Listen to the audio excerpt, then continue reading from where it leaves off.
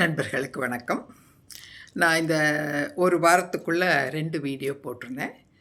நம்ம தெலுங்கு மொழி பேசும் மக்கள் எல்லாம் சோழ நாட்டு குடிகள் அப்படிங்கிறத போட்டிருந்தேன். ஒண்ணு வீடியோ மட்டும் போட்டுட்டு, அடுத்தது அதற்குண்டான ஆதாரங்கள காமிக்கிற அந்த எபிகிராஃபியா இண்டிகா புக்ல இருக்கிறத, நான் அந்த எவிடன்ஸஸ் இதெல்லாம் நான் காமிச்சிருந்தேன். அதுக்கப்புறம் ஒரு 4, 5 என்கொயரீஸ் எனக்கு. என்னன்னா, அப்போ ஓங்கோல் சோழ நாடு தானா? அப்படிங்கிறது அத பல வகைகள்ல எல்லாரும் 4, 5 பேரும் கேட்டிருந்தாங்க.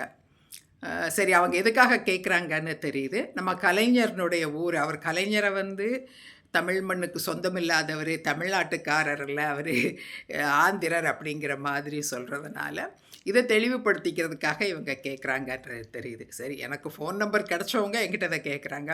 என் ஃபோன் நம்பர் தெரியாத நெறைய பேருக்கும் இந்த டவுட் இருக்கலாம். இத கிளாரிஃபை பண்ணிக்கிறதுக்கு தான் இந்த வீடியோ. டெஃபினெட்லி ஓங்கோல் சோழ நாட்டின் பகுதியே தான். இதில் யாருக்கும் எந்த சந்தேகமும் வேண்டாம். நான் பல தடவை சொல்லியிருக்கிறேன். சோழ நாடுங்கிறது இப்போ நம்ம இப்போ சொல்லிக்கிட்டு இருக்கிற மாதிரி சின்னதெல்லாம் கிடையாது. அன்றைக்கி சோழ நாடுங்கிறது ஆக்சுவலாக தஞ்சைக்கும் அந்த பக்கம் புதுக்கோட்டையில் இருந்தே ஆரம்பித்து தஞ்சாவூர், இன்றைய தமிழ்நாட்டின் பகுதிகளான ஆற்காடு இதெல்லாம் சேர்ந்து சென்னையெல்லாம் தாண்டி, அதையும் தாண்டி நெல்லூர், சித்தூர் அப்படின்னு போய் கிருஷ்ணா நதியின் தென்கரை வரைக்கும் இருக்கிற வரைக்கும் எல்லாமே அது சோழ நாடாக தான் இருந்திருக்குது. அதில் ஆக்சுவலாக நமக்கு காஞ்சிபுரத்தில் மட்டும் அப்போ பல்லவர்கள் ஆட்சி காஞ்சியிலையும் இருந்திருக்கு. கரிகாலன் காலத்தில், அதாவது கிறிஸ்துவுக்கு பின்னால் 200வது ஆண்டுன்னு வச்சுக்கோங்க. ஆக்சுவலாக 170, 180 அவருடைய ஆட்சி காலம். சோழன் கரிகால் வளவனின் ஆட்சி காலம் 190ங்கிறாங்க. அப்போ அவருக்கு எப்படியும் ஒரு 20, 30 வயசாவது இருக்கும். அப்போ 160 அப்படின்னு வச்சுக்குவோம். கரிகால் வளவனின் காலத்தில் அப்புறம் அவர் போர் நாட்டை அவர் லேட்டாக தான் அவர் நாடு அவருக்கு கிடைக்கிது. அவரை கொல்றதுக்கு அவருடைய மற்ற இவங்கெல்லாம் உறவுகள் முயற்சி பண்ணுறாங்க. அவர் அந்த தீ விபத்துலேருந்து தப்பி கால் கருகுது அவருக்கு. அவர் கரிகாலன் ஆகிறாரு. அதுக்கப்புறம் அவர் தப்பி அதில் அப்புறம் பின்னால் நாடு அவருக்கு கிடைக்கிது. மிகப்பெரிய வீரரான அவர் நிறைய நாடுகளை கைவசப்படுத்துகிறாரு. அதே மாதிரி அவர் இன்னும் வடக்க போய் பல்லவர்கள், காஞ்சியை ஆண்ட பல்லவர்களையும் அவர் தோற்கடிக்கிறார். தோற்கடிச்சிட்டு அவர் பெரும் படையோட அவர் திருப்பவும் வடக்கு அப்படியே போகிறார். கிருஷ்ணா நதிக்கு தாண்டி போகிறாரு. கிருஷ்ணா நதி பக்கம் இருந்த எல்லா பகுதிகளும், அது ஆக்சுவலாக அந்த காலத்தில் யாரும் மக்கள் அங்கே வாழவே இல்லை. அந்த ஆந்திர பகுதிகள் முழுவதுமே அடர்ந்த வனப்பகுதியாக தான் அது இருந்திருக்குது. காடுகள், முழுக்க காடுகள், அடர்ந்த கனவு. அது ஆக்சுவலாக ஆந்திரான்னு கூட அப்போ சொல்லலையே, ஆந்திரா அப்படின்னு தான் சொல்லியிருக்காங்க. ஆந்திரான்னா இருட்டுன்னு அர்த்தம். ஸோ இருட்டான ஒரு காட்டு பகுதி தான் அது. இவர் என்ன பண்ணியிருக்காரு, இவருடைய நிறைய படைகளை படை வீரர்கள் இருந்ததுனால அவர்களை வைத்து அந்த காட்டு பகுதிகள் எல்லாத்தையும் அழித்து அதில் கிராமங்களை உருவாக்கியிருக்கிறார். இதே நேரத்தில் இவர் கிருஷ்ணா நதியையும் கடந்து வடக்க ஃபுல்லும் போய் இமயமலை வரைக்கும் போய், இமயமலையில் போய் இவர் தன்னுடைய கொடியையும் நாட்டியிருக்கிறார். நாட்டிட்டு திருப்ப வந்திருக்கிறாரு. ஆனால் கிருஷ்ணா நதிக்கு அந்த பக்கம் அவர் எந்த இடத்தையும், எந்த எங்கேயும் போரிட்டதாவோ எந்த நாட்டையும் பிடிச்சதாவோ நமக்கு எந்த தகவலும் இல்லை, எந்த ஆதாரங்களும் இல்லை. அப்போது அவர் ஒரு சிறு படையோட, மெய்க்காவல் படையோட மட்டும் போய் இதை பண்ணிட்டு வந்திருப்பார்னு தான் நம்ம நினைக்க முடியும். மற்ற அரசர்களோட நட்புணர்வோடு தான் அவர் போயிருந்திருக்கணும். வடபகுதியில் போயிருக்கும்போது நம்ம அசியூம் பண்ணலாம். போர் எதையுமே அவர் செய்யலை. அவர் திருப்ப இந்த முழுக்க இந்த பகுதிகள் எல்லாமே அவர் எல்லாம் இது பண்ணியிருக்காரு. எப்படி நான் இது ஃபுல்லுமே அப்போ எல்லா இந்த பகுதியில் இருக்கிற, இன்றைக்கி நம்ம இப்படி வச்சுக்குவோமே, இன்றைக்கு ஆற்காடுங்கிற இந்த பகுதியில் இருந்து ஆரம்பித்து கிருஷ்ணா நதியின் தென்கரை வரைக்கும் கிட்டத்தட்ட ஒரு 700-800 கிலோமீட்டர் இருக்கிற அந்த சுற்றுவட்டார பகுதியை அந்த காடுகள் எல்லாத்தையும் தன்னுடைய பெரும் படையை வச்சு அழித்து கிராமங்களை உருவாக்கியிருக்கிறாரு. நிறைய அதில் குளங்களை வெட்டி இருக்கிறாரு அப்படிங்கிறதும் நமக்கு தெரியுது. வெட்டி அந்த பகுதிகளில் இந்த சோழ நாட்டு குடிகளை கொண்டு போய் குடியமர்த்தியிருக்கார்.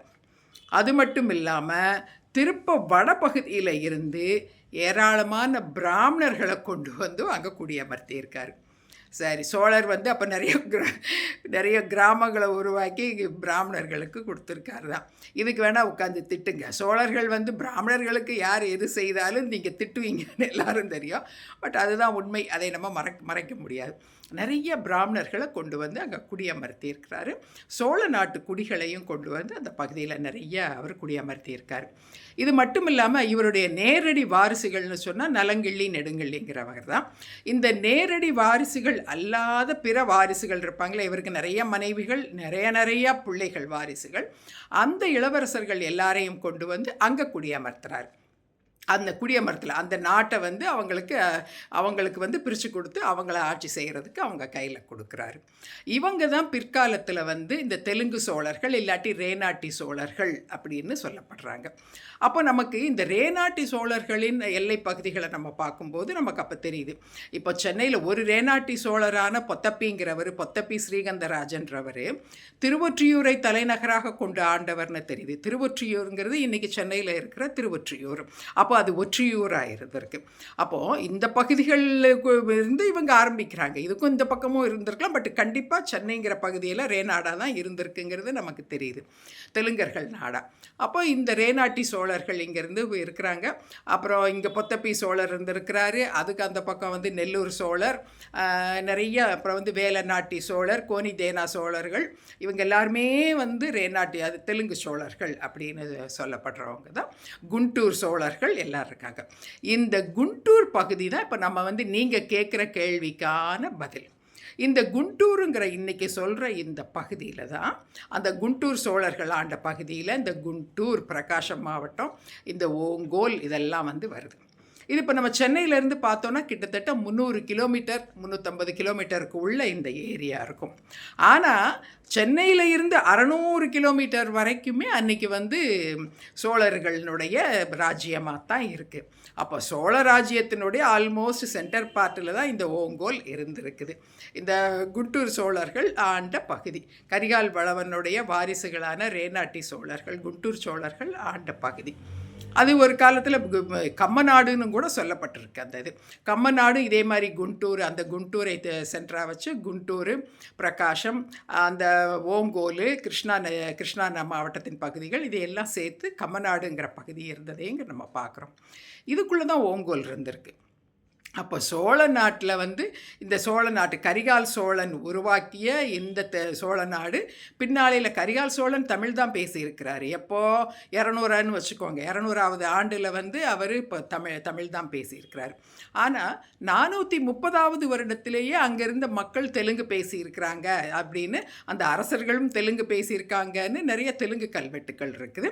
நமக்கு எவிடன்ஸுனா நம்ம தெலுங்கு சோழர்களில் புண்ணியகுமாரன் வச்ச மலைப்பாடு செப்பேடுகள் வந்து அவர் 530வது வருஷம் இல்லை 610வது வருஷம் அவர் வந்து எழுதினது. 530வது வருஷத்தில் நடந்த விஷயங்களை பற்றி, தன்னுடைய தாத்தா நந்திவர்மனை பற்றி அந்த 610வது வருஷத்தில் புண்ணியகுமாரன் செப்பேட்டில், மலைப்பேடு செப்பேடில் புண்ணியகுமாரன் சொல்கிறது தெரியுது. அப்போவே இவங்க வந்து தெலுங்கர்களாக தான் இருந்திருக்கிறாங்க.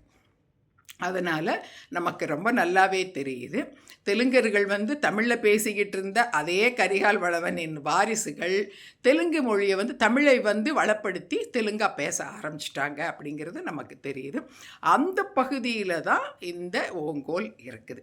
ஸோ ஓங்கோல் சோழ நாட்டின் மிகவும் definitely it is a part of Chola நாடு. அந்த ஓங்கோல் பகுதியில் இருந்தவங்க தான் வந்து திருப்ப சோழ நாட்டின், அதே சோழ நாட்டின் இன்னொரு பகுதியான நம்ம என்னது இப்போ நம்ம கலைஞரனுடைய பிறந்த ஊர்னு நம்ம சொல்கிற அந்த திருக்குவளை பகுதி, நாகப்பட்டினம் மாவட்டத்தில் இருக்குன்னு நினைக்கிறேன், அந்த பகுதிக்கு அங்கே வந்திருக்கிறாங்க. இப்போ கலைஞர் எங்கேயும் போயிடல, சோழ நாட்டுக்குள்ளேயே தான் அவங்க வந்து வேறு இடங்களுக்கு போயிருக்கிறாங்க. இன்றைக்கி நம்ம எப்படி ஒரு மாநிலத்துக்குள்ளே, தமிழ்நாட்டுக்குள்ளே வேறு இடங்களுக்கு போகிறோமோ, அதே மாதிரி அந்த காலத்தில் சோழ நாட்டுக்குள்ளே அவங்க பல இடங்களுக்கு அவங்க வந்து மாறி வந்திருக்கிறாங்க. அதனால் அவர் கலைஞரை வந்து அந்நியர்னு சொல்கிறது, வெளியாளுன்னு சொல்கிறது, அவன் இவன்னு பேசுகிறது, வந்தேரின்னு பேசுகிறது, இதெல்லாம் மிக மிக தப்பானது.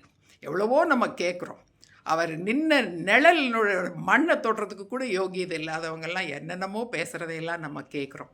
ஆனால் நம்ம வரலாறு தெரியாததுனால இவனுக்கு பேசுகிறத இத்தனை நாளும் சும்மா கேட்டுட்ருந்தோம். ஆனால் இன்றைக்கி நம்ம வரலாறு தெரியும். தெலுங்கு பேசுகிறவங்க, தமிழ்நாட்டில் வாழ்கிற தெலுங்கு பேசுகிறவங்க சோழக்குடிகள். அதே மாதிரி சோழ நாடு எது சோழ நாடாக இருந்ததுன்னு நமக்கு தெரியும்.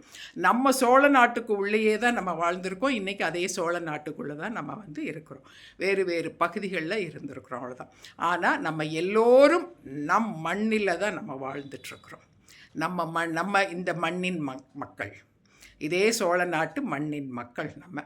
இனி யாராவது நம்மளை வந்தேரின்னு சொல்கிறது, முக்கியமாக கலைஞர் மாதிரியானவங்களையோ அவர்களுடைய குடும்பத்தவர்கள், இன்றைய முதல்வர் இல்லாட்டி அவங்க குடும்பத்தினரையோ வந்தேரிகள்னு சொல்கிறத எங்களை மாதிரி சாதாரண ஆட்களாவது பேசாமல் பொறுத்துக்கிறோன்னா, அவங்க கட்சியை சேர்ந்தவங்க, கலைஞர் திமுகவை சேர்ந்தவர்கள்லாம் இதை எப்படி நீங்கள் ஏற்றுக்கிறீங்கன்னு தெரியலை. உங்ககிட்ட எத்தனையோ பேச்சாளர்கள் இருக்கிறாங்க. அவர்கள் மூலமாவது இது ஓங்கோலுங்கிறது சோழ நாட்டின் ஒரு பகுதி தான் அப்படிங்கிறதையும், நமது பெருமைக்குரிய கலைஞர் அவர்கள் நம்ம பெருமையோடு கொண்டாட வேண்டிய ஒரு தலைவர், நம்ம சோழ நாட்டு ஒரு ஐகான் அப்படிங்கிறத நம்ம பெருமையாக எடுத்து சொல்லணும். கட்சி ரீதியாக பல வித்தியாசங்கள் இருக்கலாம், வேறுபாடுகள் இருக்கலாம். ஆனால் அவர் அளவுக்கு சாதித்த ஒருத்தர் தமிழ்நாட்டு அரசியலில் யாரையும் நான் இதுவரைக்கும் வேறு யாரையும் நான் பார்த்தது கிடையாது. அப்படிப்பட்ட ஒருத்தர் தெலுங்கருங்கும்போது அது நமக்கு இன்னும் பெருமை சேரக்கூடிய விஷயம், தமிழ்நாட்டுக்கு பெருமை சேரக்கூடிய விஷயம், சோழர் குலத்திற்கு சோழ குடிகளுக்கு பெருமை சேரக்கூடிய விஷயம். அதே மாதிரி இந்த வரலாறு கரெக்டாக சொல்லப்படணும். அவர் சோழ நாட்டு குடி அப்படிங்கிறது அது தெளிவுபடுத்தப்பட வேண்டியது. இதை பப்ளிக்கு எடுத்துகிட்டு போகிறதுக்கு அவங்களுக்கு நிறைய இது இருக்கிறது, நிறைய ஸ்பீக்கர்ஸ் இருக்கிறாங்க, மேடை பேச்சாளர்கள். அதன் மூலமாக இது வெளியில் வரணும். ஓகே, இது இப்போ தெளிவாகியிருக்கும்னு நினைக்கிறேன். ஓங்கோல் சோழ நாட்டின் ஒரு பகுதி. கலைஞர் நம்ம இதே தமிழ்நாட்டு இந்த மண்ணில் பிறந்த நமது பெருமைக்குரிய ஒரு தலைமகன் சொல்கிறத விட கலைமகன் அப்படின்னு சொல்லலாம். தேங்க்யூ, பாய்.